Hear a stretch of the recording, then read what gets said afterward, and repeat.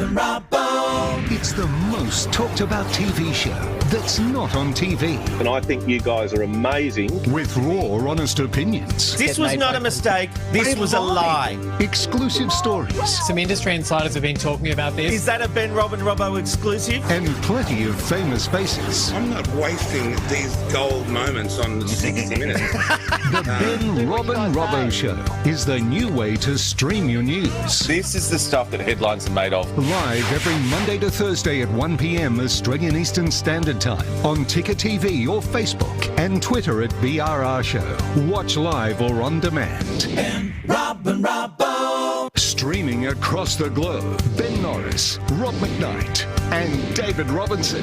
Ben, Rob and Robbo. News,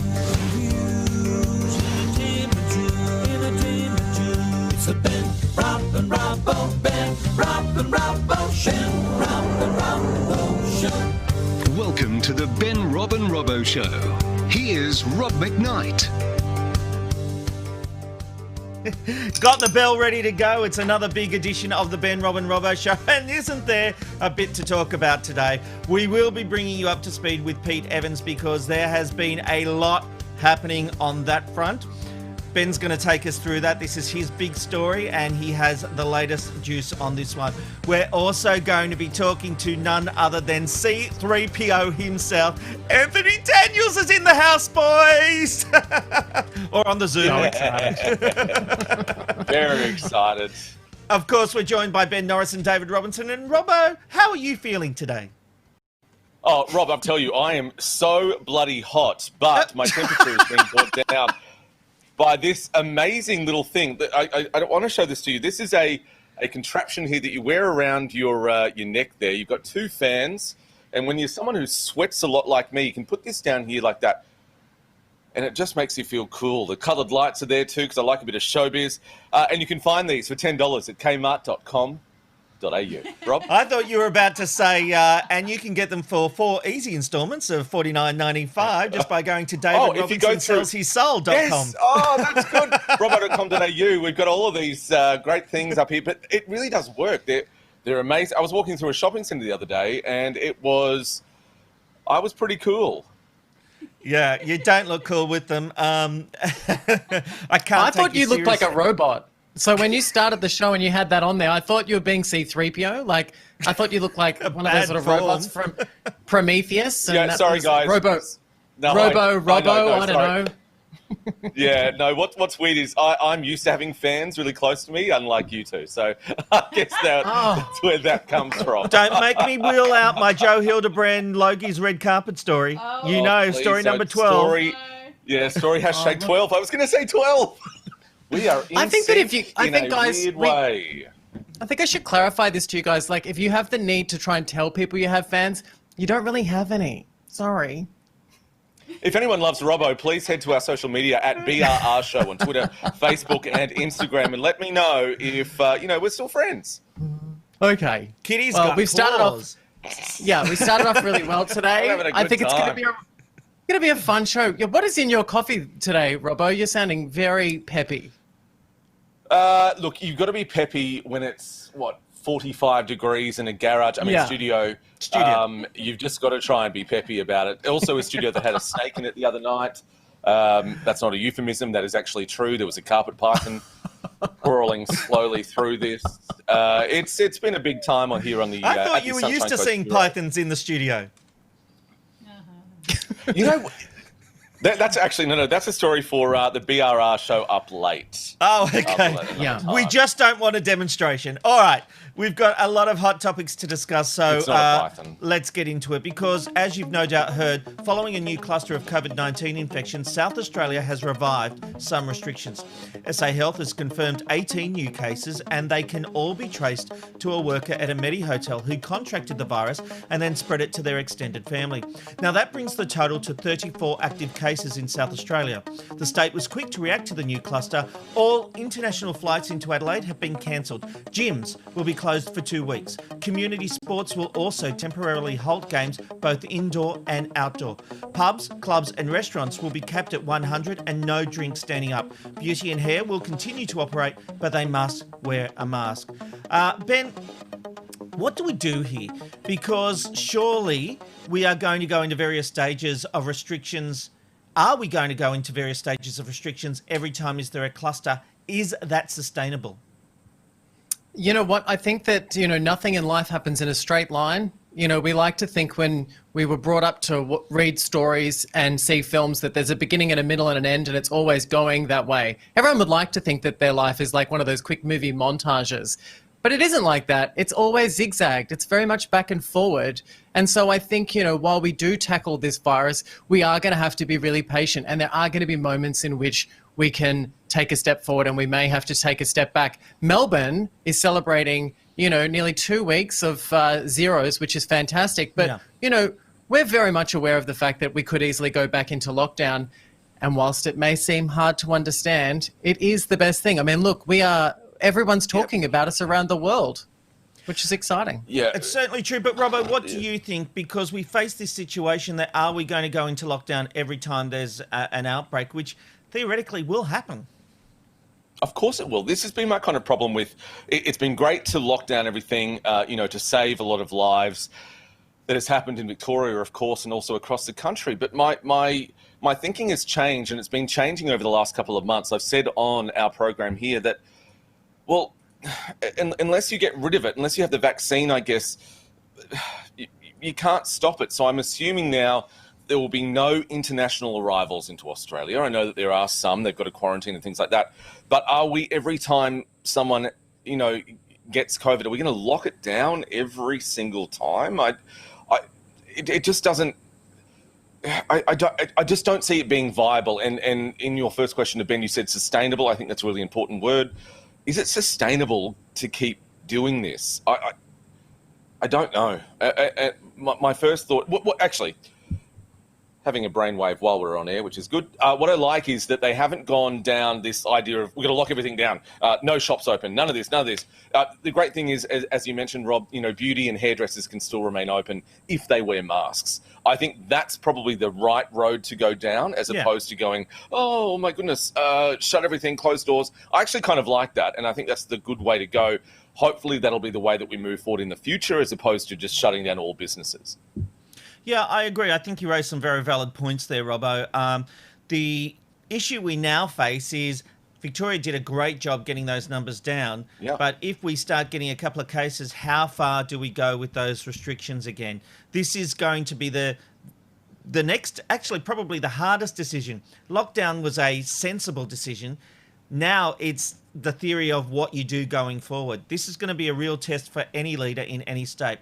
Well, look, if you've got a sweet tooth, then you have some new names to search for at the shops. It was way back in June when Nestle Australia announced the decision to rename Redskins and Chicos. They said the overtones of the names were out of step with the company's values. They're now called Red Ripper and Cheekies. This was despite loud calls of opposition to changing the names of the confectionery icons. Robbo, what do you think? Would you like a Red Ripper? Buy me a drink I first, didn't mean that. No. Buy me a drink first, and we'll talk about it.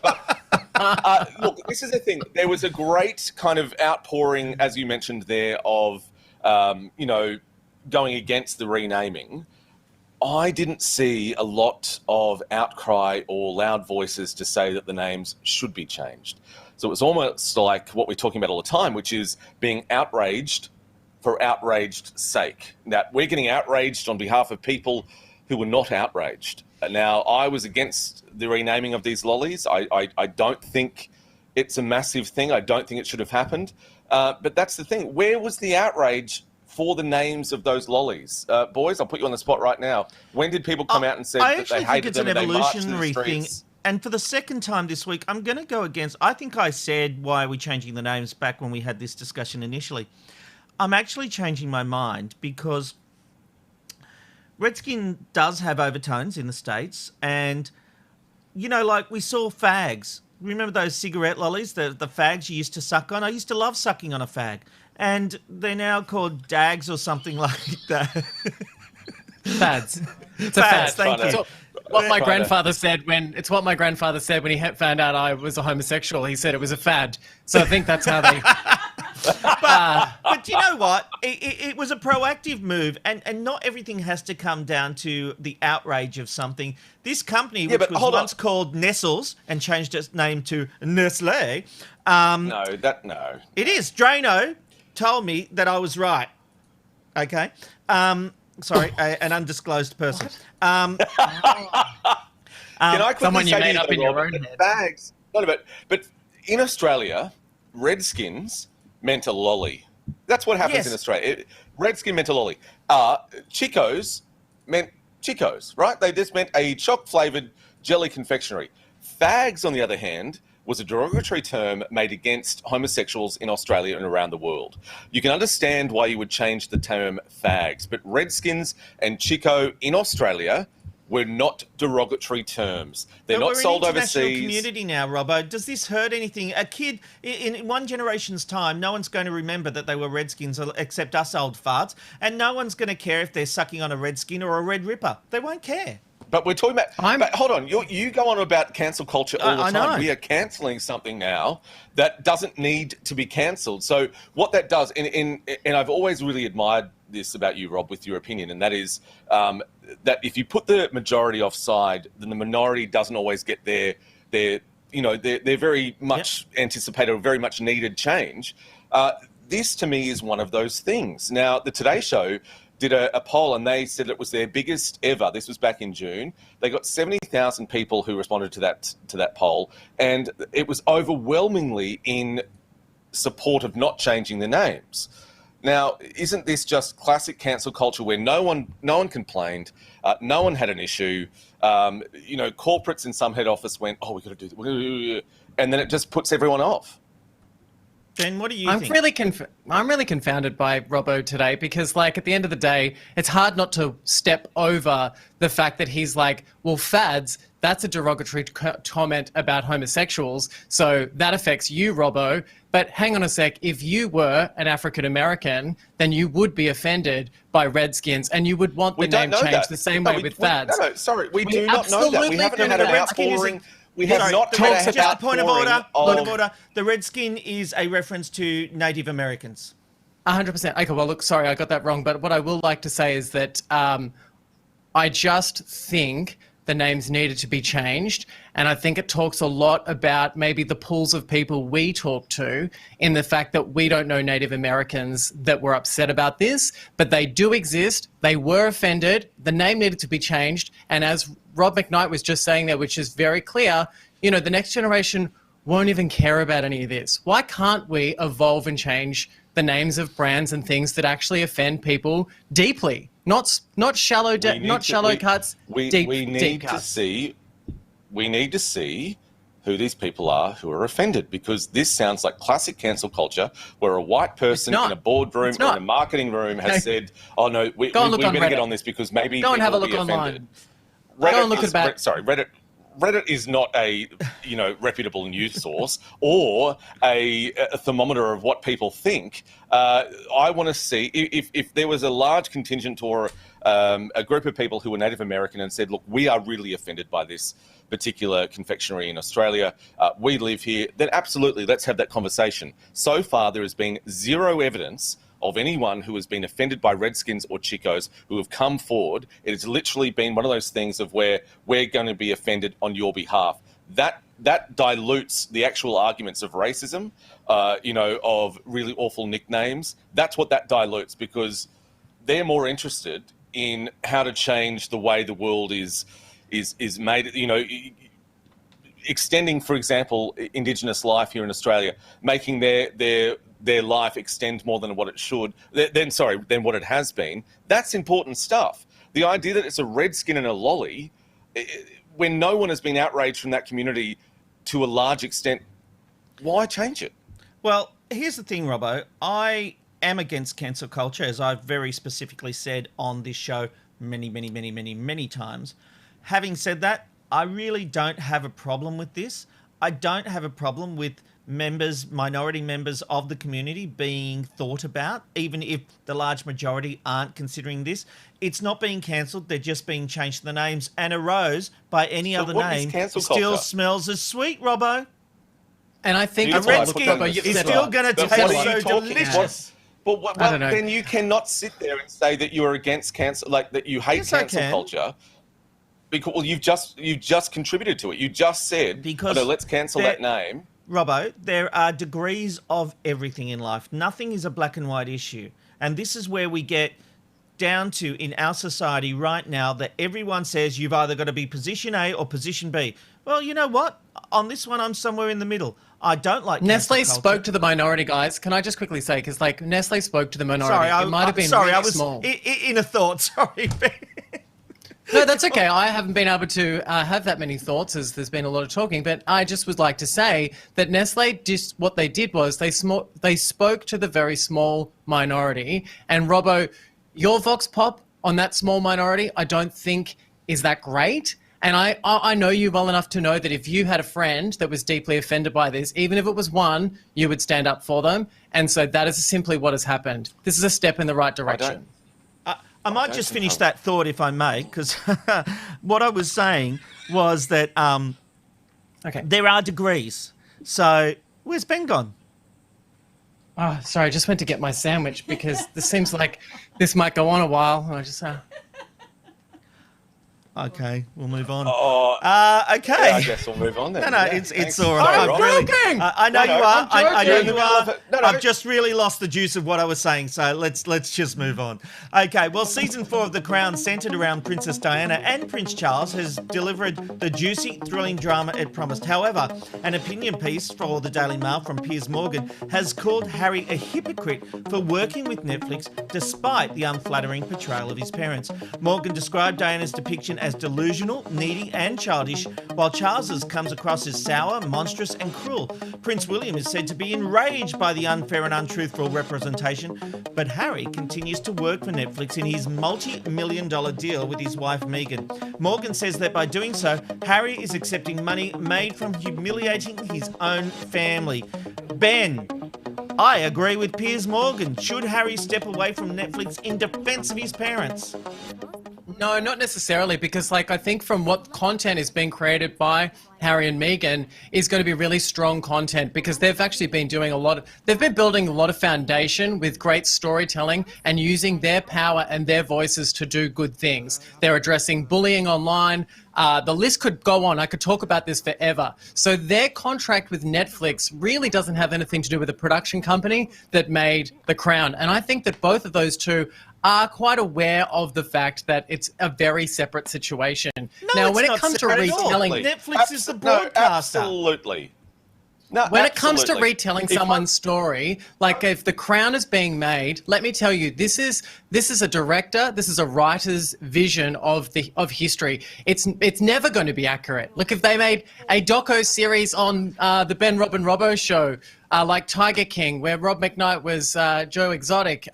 This is a great idea. Anyway, but let me tell you, is that even a documentary based on real life struggles to tell the exact truth. And so this show, The Crown, is made for the entertainment of its viewers. Then don't bitch about the inaccuracy. Don't bitch about it. You can't have it both ways. You can't take hundreds of millions of dollars from Netflix and then complain about the paparazzi and Netflix is making money off the royal family. And by the way, I love The Crown. I've seen the first 2 episodes of this new season. Brilliant. Absolutely brilliant. I love it. But the royal family are coming out saying this is outrageous, and Harry himself has attacked the tabloid press for making money off his mother's legacy and him and his brothers and the whole royal family. And there he is taking money from the same company, airing one of the biggest portrayals of the royal family ever. When has Harry actually came out and said that The Crown is bad? I don't understand the argument here. Go back over my words. I never said that, Robbo. I said that the royal family, we said Prince William is complaining about the inaccuracy of The Crown. Yeah. Harry, I then went on to say, has attacked the tabloid press about their treatment and the way they've made money and followed off from the royal family, himself and Meghan included. Yes. Yeah, I think you're drawing some really weird dots here. Like it's like a really strange dot to dot to dot, without actually having the facts from Harry. If there was a statement at the moment, if Harry was out there saying, "I'm disgusted by Netflix," this would be a really good conversation. But he hasn't said that. He's still in bed with them. I'm sure he's probably thinking, "God, this Crown documentary is so inaccurate about my family." But I'm also thinking he's thinking, I'm still going to use the power of who I am to tackle online bullying, or I'm going to use the power of who I am to create amazing content that is going to be monumentally better than a series called The Crown. Absolutely. And weirdly, though, Ben, you said then the documentary of The Crown, and I think you were being funny because guess what, everyone? Spoiler alert, The Crown is not a documentary. It is a dramatised version of what happened. Yeah. Now, if a storyline in Home and Away offended a journalist at 7 News, they're both on Channel 7, well, should everyone just shut down? If there was a... it's not about their family. A storyline... The storyline on Home and Away isn't about a journo's family. Talk about... You guys haven't got... Okay, wait. No, easily. You just made it easier for me. A journalist had a very open, say it was Ray Martin, right? He was never on 7, but say it was Ray Martin and had a big thing with his family, and then Home and Away on the same network kind of created a similar kind of storyline. What is Ray going to say, oh, no, still rip doesn't up my count. Contract, I don't want to be part of it. Still doesn't count. How not? Because 7 a pays portrayal, both of them. Because The Crown is based on actual events. And I will say, I don't know what all the fuss is about said, because... Rob, I just said that. I just said if Ray Martin's storyline was put into a drama in The Sullivans or bloody Water Rats or whatever... At some point. Have you got another slice of that sandwich there, Ben? Because I guess we're going to need it today. Sorry, I don't mean to eat with my mouth. I'm masticating. Well, there's nothing like a good comedy flick, and Mental Floss have released their list for the 30 best comedies of all time. They include Monty Python and the Holy Grail, 9 to 5, Ghostbusters, The Princess Bride, Clueless, and Anchorman. Robbo, what's your favourite comedy? Hey, Bobby. It wouldn't be this show, I tell you that for free, because it's a little bit tense today. It's almost like a thriller or a murder or something like that. It's not tense. What are you going on about? That was just a gag. Amanda laughed. It was just a kind of a throwaway. In 3, okay. 2. Come on, what's your favourite comedy? Well, Rob, what's my favourite movie is Naked Gun 33 1/3, starring the brilliant Liam Neeson. This is an absolute classic of comedy. It was the third in the trilogy of Naked Gun films. It takes the piss out of everything. It is so ridiculous, so silly, so brilliant. I think it kind of gave us a lot of laughs and a lot of jokes that we used in our later career, where we just made fun of movies, made fun of the way things work, made fun of TV. It was brilliant. I love it. It was a great movie. What about you, Ben? I am a huge fan of the film Bridesmaids. I think when Kristen Wiig burst onto the screen, she is just... Do you know what's so good about Bridesmaids is she's kind of a little unlikable. She's kind of the flawed character because she's not always great. And for years we saw Sandra Bullock, being the protagonist. She always had to be good. And in this, Kristen Wiig is horrible. Actually, all the Bridesmaids are horrible. And it's just kind of funny because you're like... Oh my God, they shat themselves. They got kicked off a plane. And the good thing about it is it's relatable to everybody that's kind of been screwed over in a way. Sorry to say that. But everyone's felt every emotion that Kristen Wiig goes through in that film. And you can't stop laughing. And Maya Rudolph, oh my God, I could watch that woman make a sandwich. Right. And by the way, she didn't make my sandwich today, just to confirm. My favourite bit of that movie was Wilson Phillips at the very end. That was a moment. Oh, yes, Rob. We should all sing that now. Oh. Someday somebody's going to make you want to turn around and say goodbye. Woo! Do that, baby. Make you cry. Rob, what's your favourite comedy? Things will change. Things will go your way if you hold on. Hold on for one more day. And McKnight, what's your favourite comedy, my friend? Okay, well, mine is a strange one. It is an American movie set in British colony, filmed in Australia, and it's called The Pirate Movie, with Christy McNichol and I'm forgetting the guy's name from the Blue Lagoon. Christopher Atkins, I think. Oh, he's got a weird name. Yeah, yes. This was just one of my favourite movies growing up. I watched it time and time again. It's so stupid. They're in a sword fight, then they'll pull out a lightsaber, and it's a takeoff of the Pirates of Penzance. It is just hilarious. Hilarious movie. My friend Evie Jones's favourite film. Yes, it is spoofy, Robbo. Oh, I really want to watch that. That sounds fantastic. Yeah, there's lots of really great... What's her name? Who's the lady with the orange hair that was in I'm a Celebrity? She's also in it. She's a dancer. She was in Chicago. Oh, what's that dancer's name? She's old now. Rhonda Birchmore. And Rhonda Birchmore's in it. Oh, my God. Let's play a game of charades where no one knows the answer. I got there. Maggie Kirkpatrick's in it. There's a lot of Aussie actors in it, actually. Filmed here in Australia. It's a good little movie. Yeah, but people should watch that. Yeah, you might have to download it illegally because either that or McKnight can come around to your house and act the whole thing out, which would just be amazing. Thank you. I am the very can I quickly ask something? Major General. Have you guys ever heard, really quickly, have you ever heard of an Australian comedy called Hercules Returns? Yeah, it's very funny. Have you ever heard of this? Yes, But they dub it all over. When they dub it. Film. You've seen it. Amanda's watched it. Yeah, where they dub it's an amazing film. It's what's the name of that theatre next to Luna Park in Melbourne? I want to say the Orpheum, but I'm sure it's not that. Are you thinking of the Astor or are you thinking of the Palais?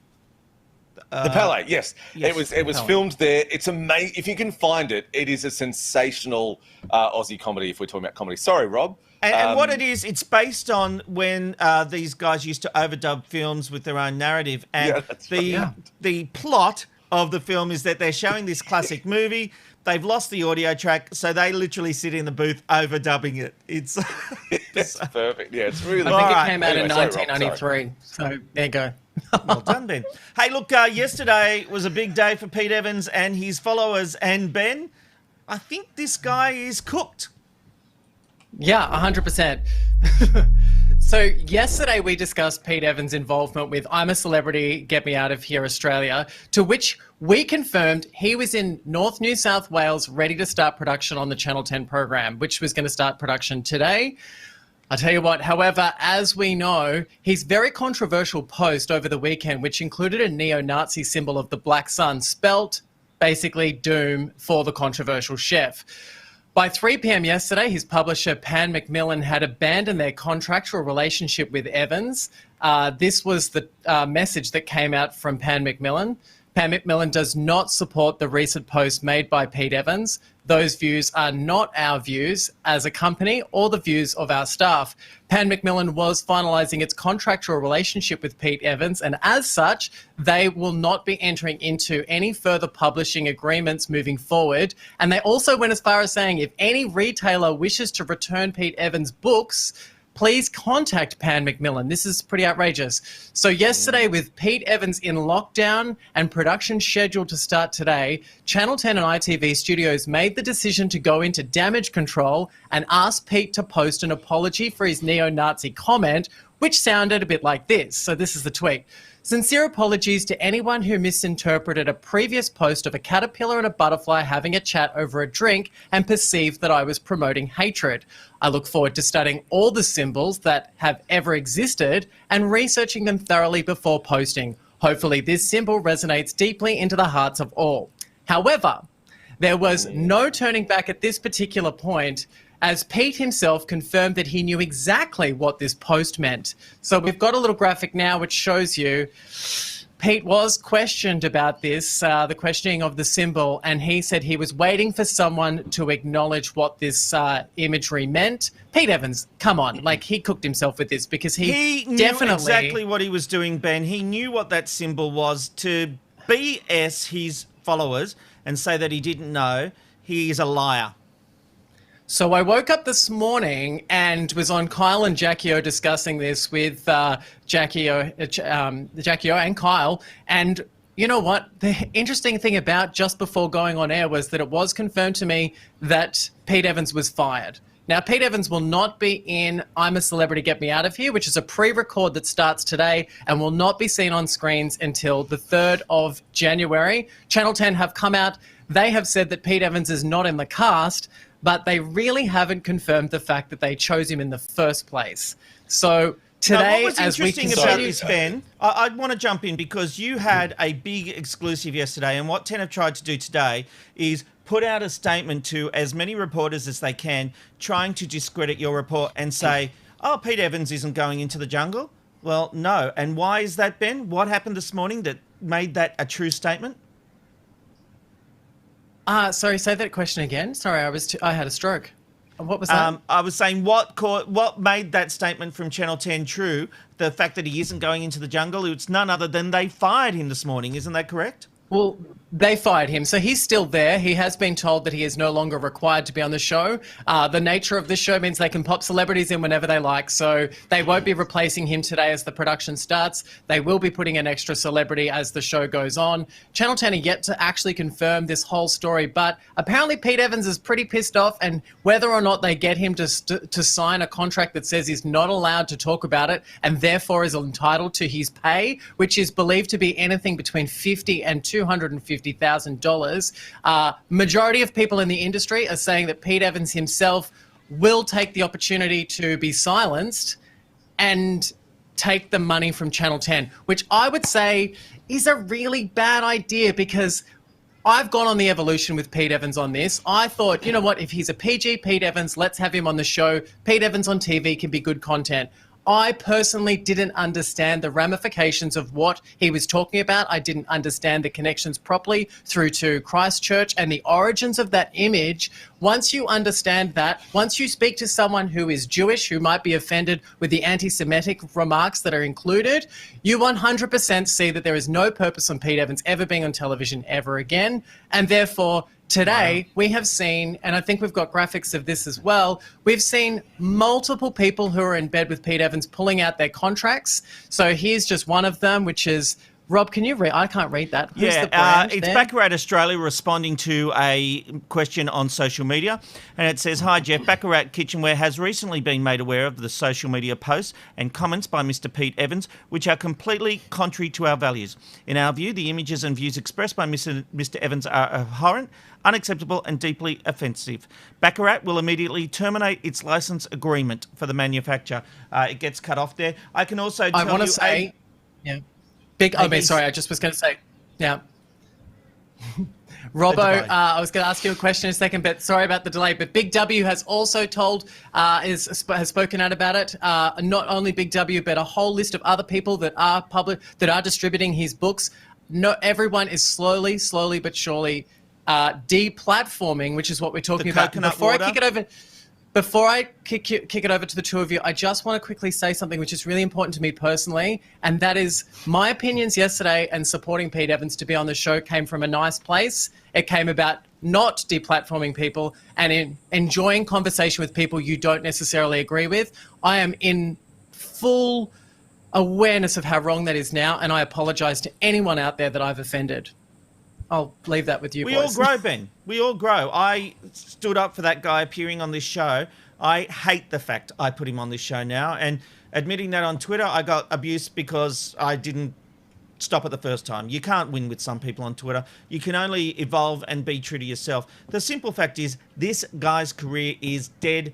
It's done. It's dusted. He will never work in television again because he's too problematic for any network. He won't work on 10 again. They don't like controversy as it is. And the fact that they've smartly made this decision. Look, people are saying, well, he should never have been employed in the first place. That might be... That's fine to have that view. But what you've got to give Channel 10 is that they stood up, they made a mature decision because they were getting the backlash, yes, but they still have ultimately made the right decision to terminate this guy's contract. And I applaud that. I think they've made the right call. Robbo, what do you think? Of course they have. The right call in the first place would have been not to make the decision. I don't know where 10 is living. The other thing is, from my understanding, is that he will still pocket $200,000 even though he didn't appear in one frame of the show. Now, well, we don't know. That's highly speculative. Hold on a minute. This whole thing has been highly speculative, so I won't have you. No, we've backed up. We've got receipts for everything we're saying, Ben, mate. Let me have jump receipts in, for because everything Robbo, we're saying. what Ben is reporting is not highly speculative. What Ben is reporting, and has been proven time and time again, is that he has the sources and he has the information. Okay, so we won't report... This is... Okay. Well, Robbo, let's ask you. Who's your source? Information. Okay, who's told you that he's getting paid 200,000? Why would I ever give a source? I just want to know... Why would I ever just tell us what they told you. You never give sources. Well, don't give up a source. And also, it's a basic kind of... Hang on, no. Wait. It's a basic kind of level of journalism. I'm not asking anyone to give sources. You don't need... You just did. You just asked me to give up a source to tell you how I know that information. Ben, anyway, we've got C-3PO coming up on the show. There's so much... I'm really offended by you two. Really offended by you two. So Robbo, I've got some information. There has been many a time... I did not ask you to give up a source. Okay. Move on from that. There's been many a time where both of you, both on TV Black Box and also on this program, where you've come and you've given, speculative details. You've said, this is what I've heard, blah, blah, blah. And that's been accepted. I then come along in your story and say, look, I have also heard this from other sources saying that this, you and then I'm accused shut Ben of down being completely. Speculative. That's the difference. And at the end of the day, fair enough, Robbo. You didn't say that you had actual information. What you did was start I just said that I'd like to jump in here. I'd like to jump in, Robbo. I'm very sorry. Can I just jump in? I will never, ever give a story like you two. You've done this millions of times, Rob, where you have said that you've got, I've got sources coming in here and there. I've got this. I just offered up another source that I gave you, and I was shut down completely. And I'm sorry. No, now, that's not fair. I'm very sorry. Not fair. I'm sorry. Move on to the next thing. It's always two rules. Move on to the next thing. If I can get a word out today, like, seriously, Robbo, the first thing you said was, that's all speculation.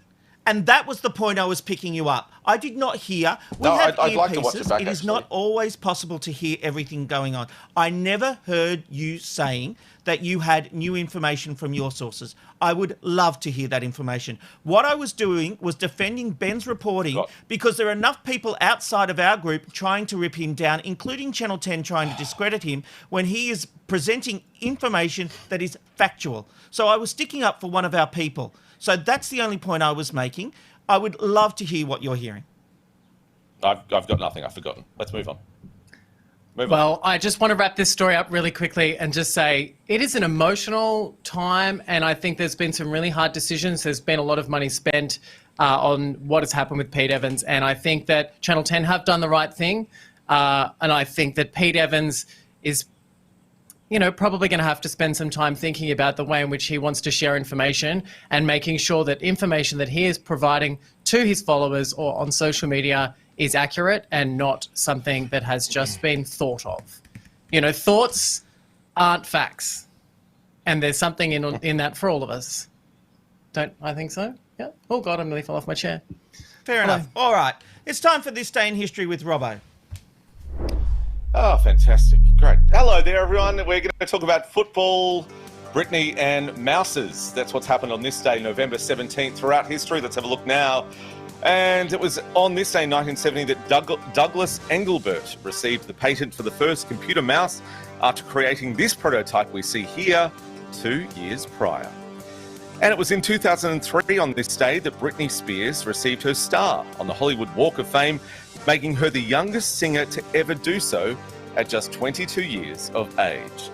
And finally, it was on a day of mourning in New Zealand in 2018 as Ireland beat the unstoppable team, well, it couldn't have been that unstoppable, 16-9 in Dublin, the first victory over the All Blacks on home soil. Back to you, Bobby. Thank you very much, Robbo. Well, look, it's a very special day for us because we are talking to Anthony Daniels in just a moment. But first, the reason he's here is because there is a brand new holiday special, a Lego's Star Wars holiday special launching today on Disney+.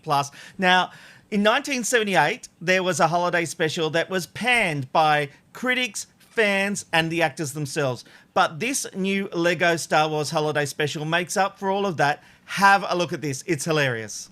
The galaxy's past. Sorry. Oh, Master Luke, what are you doing?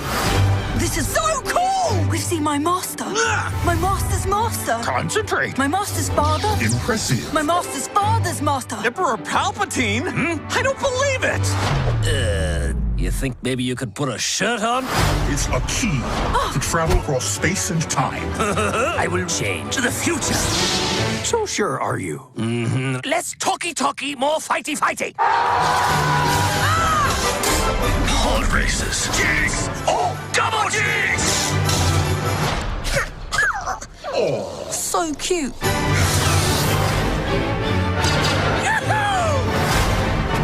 Ooh, gimme. Galaxy's best emperor. Meh. You thinking what I'm thinking? Music! A time of joy. This is Ray! a friendship, a family. Who are you guys? Master Skywalker. My son. These binary sons. Junta solos? You want to shoot first? After you. Well, Anthony Daniels is one of the many famous voices in this special, and he joins us now. Anthony, welcome to the Ben, Rob and Robbo Show. Our pleasure. Well, you've openly stated you didn't like the 1978 special, but because this one is a Lego version, it's really able to take the mickey out of itself. It's allowed to have fun at the Star Wars universe. Does that forgive all the ills from the previous special? Robert, that may be going too far. I'd rebooked the therapy because I thought that was over, but no, it's awakened those memories. They stay there. What can I say? It was huge fun to be in the first one, but this one is different, and you hit the nail with Lego. You can take. I wondered whether you could say take the. But you said Mickey, which is good. You can make... I was going to say take the piss. I know. I thought you were going to say piss, so you didn't. But I would have said piss. You can take the piss out of these movies because they can be led. People can get a bit pompous about them if you're not careful. The Force and the dark side and all that stuff, and who did what to whom, whatever. So I love the irreverence that Lego has always brought, whatever the product. Lego, because you can't be serious if you're a dumpy, like sort of inch and a half inch doll. You cannot be serious. Well, this is such a thrill to be speaking to you, Anthony. So thank you for the decades of joy that you've brought fans like me, even all the way over here in Australia. That is really, it's really nice of you to say that, but I'm immediately going to chip back because when you think about it, and maybe this doesn't really occur, I'm going to say thank you to you and everybody else, all the fans who have reciprocated, who have enjoyed, who have watched, who have loved what I and the other members of the cast and crew and producers and so on have brought to you. And in the book, I do talk about the fact that without the fans, there would have only been one Star Wars film. It was called The Star Wars. Then it became Star Wars, or The Star Wars. Then it became Episode 4 because the fans took it and loved it. So George made the next film, Empire Strikes Back, and so on. So you're thanking me, and I'm thanking you for playing your part as a member of the audience without being sickly about it. But it's a two-way process, and you're part of the team, and I thank you. Well, what I want to know is, do you think that your golden character will remain in the history of cinema like the original robot of the Metropolis by Fritz Lang? Yes, I do sincerely believe that, because like Ava, I think her name was, the robot, C-3PO is an iconic film. And on set, walking to the scene through the crew, I would regularly say, move out of the way, icon coming through, holiday icon coming through. And of course, people laughed. The 3PO is an icon forever and ever. And he will out-survive me, he will out-survive all of us, because now with the electronic media, these images, as much as Maria and Metropolis exist forever, so will Star Wars and so will 3PO. And I'm very proud about that because I respect him a great deal. All right, let's talk The Mandalorian now, Mr. Daniels. And look, it's been a big hit for Disney, but I've got a bit of a problem with it. And that is that there's no 3PO. Will we see 3PO in the future? I would love to see C-3PO in The Mandalorian, and I hope you will be talking to the producers on my behalf because my phone is ready. Anthony, I wonder, is there a difference in your performance when you're in the golden suit and when you're simply doing voiceovers in character like you did for this holiday special? The only difference is I'm not wearing a suit. I am there in jeans and a shirt of some kind that doesn't make rustly noises in the microphone. So you have to be careful what kind of material you're wearing. Because 3PO, I stand up, I stand as him, so a very tight bum, tight stomach, and very tense because he's a tense character. But he moves most of the time when he's talking. And if I'm wearing the wrong clothes, cotton that's a bit sharp or whatever, it can make rustly noises. So I have to be very careful to wear sloppy clothes. That way I can remain as physically as 3PO, much to the amazement of any visitors who watch and they go, God, I can see the costume. I can see, if you watch me, people forget that I'm there in the shirt and the jeans, they see the gold. And that's kind of fun for me. And in your book, which, by the way, I've actually read twice. I read it in Fiji earlier this year. And coincidentally, not knowing I was doing this, I read it just again. But you talk about the neglect that you felt towards the character C-3PO at the end of the first film. Were those observations more about the way that C-3PO has been treated on screen, or is this more about yourself as an actor? Yeah, you see, that's a really clever, thoughtful question. When I decided to write the book, I decided it should be as honest as possible, without hurting people, without making stupid, fantastic claims, whatever, just the way it was. And I thought it was important, certainly to me, to say that it was very, very difficult at the beginning when Lucasfilm tried to pretend that I had nothing to do with the film, that I wasn't that character, I had no input, that I wasn't the puppeteer. All right, I got a little credit on the roll-up at the end. That was a very, very hurtful experience. And it's interesting that I had never actually put together what you just said, that the 3PO gets pushed around, dumped on, ignored, everything, bullied through all of these stories. And yeah, now you've made me think about that. But what I do in the book is to come towards the end and say, and I'm not reading it, I'm remembering, that I realized that for several years I'd harbored resentments. And why wouldn't I? They were very serious miscalculations about how to. It's the random live shot of the day. Where are you going today? You never know where you'll end up with the random live shot of the day. Okay, we've had a problem. Anthony has frozen up, so I don't know what's happened there. We've been caught out. That's really disappointing that's happened. But Robbo, let's do random live shot of the day. Sure, let's do that now. We're in a live shape. We are in a wonderful place here. It's a Shark Tank. This is a live aquarium webcam in Baltimore, USA. There's a little bit of a stingray there. We can see black-tip reef sharks, jellyfish, and an incredible variety of brightly coloured saltwater reef fish. Weather in Baltimore. Oh, look, there's the octopus teacher. Not that the fish will mind that. A high of 16 degrees and a low of 2 degrees. And now we're doing some feedback of the day. Feedback here, Glenn says, imagine the heat wearing that C-3PO suit on set. Apparently it was very hot when they were filming in the desert there. Anne says, bit upset for Robbo. Rob needs to let him finish, not the first time. Love hard. Thanks, Anne. Coming up also in our feedback, Mary Matthews, less talky, more fighty. I don't know if we need that today. Mary, I'll tell you that for free. Glenn says, thoughts aren't always facts, they can be opinions. Bit of a big show today. Jason Turner says, Amanda McKnight, any chance you have a mud or jelly pool available for Ben, Rob and Robbo to wrestle in? Not for me, thanks. But a nice idea for the boys there. Vanessa says, he can now go live in his commune and become a cult leader. I think he already is. Yeah, a lot of people are saying that. Jason says, Channel 10 wanted another David and Lisa Oldfield. Pete Evans would have quarantined and didn't get time to read that one. That's all right. Mary says, love when you guys have a tiff. Ha, ha, ha. It's so entertaining. And Jason says Angela Bishop reported he was dropped, fired, ejected, so it must be true. That sounds like confirmation to me. Must be. Oh, great. Thanks. Great job on the Kyle and Jackie O show this morning, I guess we'll take confirmation from Channel 10. Yeah, so great job on Kyle and Jackie O this morning, Ben, from Jamie. That's all the time we got feedback for. Go. All right, Ben, it's time for a hit of entertainment. What is going on with Taylor Swift's masters? We know Scooter Braun acquired all of her old music pre-Lover, and she hasn't had much freedom with her old songs.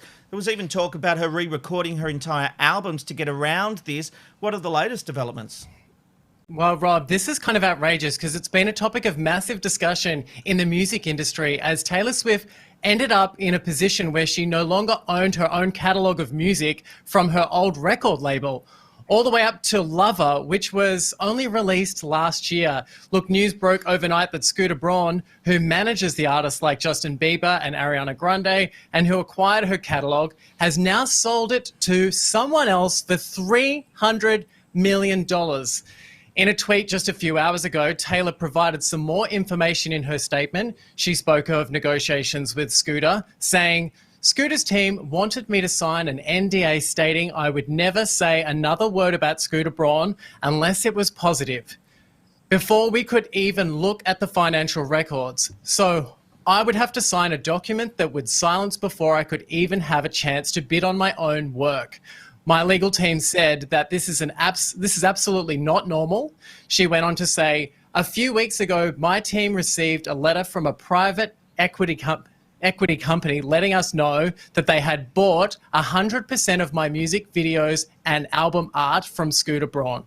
In this letter to Taylor, they revealed that Scooter Braun has required that they make no comment with Taylor or her team, or the deal with Taylor or the team, or the deal would be off, and that Scooter would continue to profit off her music. She has also included the letter that she sent to the company who now owns her music, saying that she hopes to work with them one day, but not with Scooter if he is involved and making money. She also confirmed that has been suspected for a while and that she has already started re-recording all of her old albums. So she will maintain ownership over newer versions of those older songs. Some exciting news for the fans, I guess, and the bittersweet thing coming out of this is that we will get more music coming out from Taylor Swift, and we will get to hear new takes on some of those classics.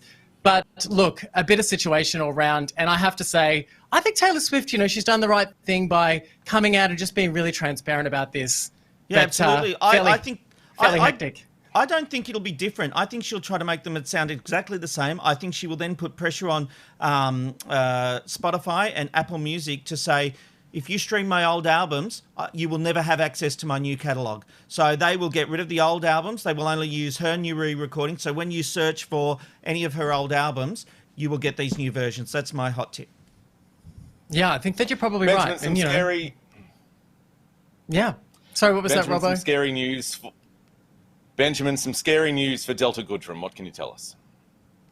Well, a man convicted of stalking the singer Delta Goodrum has now been accused of breaching an apprehended violence order. James Lafferty, 47, was found guilty in February of relentlessly pursuing Goodrum despite his messages going unanswered. A court heard he sent 300 messages and appeared outside her Sydney apartment several times. Pretty scary stuff. But Rob and Robbo, I want to say to you, she went to the courtroom to face him and he was representing himself. So a lot of the questions that he wanted to ask the person he's been stalking was happening between the plaintiff and Delta. And I will say that to me is outrageous. There shouldn't be a situation like this where someone like him can question the person he is stalking. Don't you think? Well, I don't think it matters that much because the judge will step in for anything that's inappropriate, not relevant to the case. So, still pretty scary for Delta. Sorry? Still pretty scary for Delta. I'd be terrified. But good on her for standing up and going and facing this guy. Good on her. Yeah, 100%. So, Ben, yesterday we talked about Lindsay Lohan's return to Australia for The Masked Singer, as revealed by our own producer, Abby Mickelson. But someone new has also confirmed this. What can you tell us? So yesterday, TV Black Box and Daily Mail reported that Lindsay Lohan's mother, Dina, confirms that the Mean Girl actress is returning to The Masked Singer Australia in 2021. This is so exciting for a lot of fans of The Masked Singer, as a lot of people loved her on the show. Look, it was uploaded, the uploaded announcement was to her Instagram story. Dina revealed that she was excited by sharing a series of clapping hand emojis and kisses. Look, the official announcement that Lindsay Lohan is going to be on the show is the comments made by Bev McGarvey saying that there is some wiggle room for Lindsay Lohan to return, and it looks like that's possibly what's going to happen. And I couldn't be more excited because I thought Lindsay Lohan, she's car crash TV, and she suits Masked Singer in the tongue-in-cheek fashion that The Masked Singer is also a little bit car crash, but we love it. We do. So, Ben, we keep hearing this, but another celebrity has come out and they've been attacked for their controversial views. What can you tell us? Yes, they have been attacked for their controversial views. And Rob McKnight, I'm just going to let you know that I just turned off my machine, so that's great. Do you want to talk to us about The Mandalorian? This is one I love because I'm a big fan of The Mandalorian. And Mandalorian fans have called on Disney to fire Gina Carano after tweet mocking Democrats' masks. Have a look at the tweet. So she put this up saying... Democrat government leaders now recommends we all wear blindfolds along with masks so we can't see what's really going on. So, although the former MMA fighter didn't directly comment on the picture herself, her followers immediately voiced their outrage and called upon Disney to remove her from the hit Disney Plus Star Wars spin-off series. Reps for Disney did not immediately respond to questions about this, but Robbo, this is where I'm going to agree with you. This is cancer culture to the extreme. Seriously, people want her fired over that tweet. She is brilliant in The Mandalorian. This just blows my mind. Well, she's an individual, isn't she, Rob? So she can have that opinion, and that's the wonder of our society is that possibly or almost 100% she did vote for Republicans in the election. She's allowed to spout her thoughts and processes to her people the same way as the left is. I don't think that she should be cancelled just because she doesn't agree with the militant left. I couldn't agree more, Ben. It's getting outrageous. If you sneeze wrong, cancel, cancel, cancel. I know, it's so strange, but I guess at the end of the day, it was really stressful in Melbourne when you would go to places in which people weren't wearing their masks. So there was anti-maskers in Melbourne, and I was really infuriated with the people online who were saying that people shouldn't wear masks or just putting up information about why they thought that Dan Andrews was wrong by making it mandatory. So look, I can kind of see where some people are coming from, but at the same time, I love the second series of The Mandalorian. I think it's fantastic. And hey, weren't we so lucky to have C-3PO on the show and ask him about whether or not he would be willing to be on The Mandalorian? Because I have to say, I've grown up from a very young age. I didn't say this because that would have absolutely fangirled, but I was obsessed. Robbo did ask him, Ben. Robbo did ask, and he said, yes, I'd love to be in it. No, I know that. I was saying that wasn't it great that we got the opportunity to ask I thought you said, wouldn't it be great? I'm like, did Ben see the same interview? No, I just think, and Rob, you did such a great job with that interview. You locked him in. We got to speak to Anthony Daniels. I've read his book twice this year, and if you're a true Star Wars fan, there's some real gossip. He spills some real tea, that droid, and it's definitely worth the read. And look, don't forget you can watch that Lego Star Wars Holidays special on Disney Plus right now, and it's a cracker. It really is. All right, that brings us to the end of today's episode of the Ben, Rob and Robbo Show. We will see you tomorrow. It's the Ben, Rob and Robbo, Ben, Rob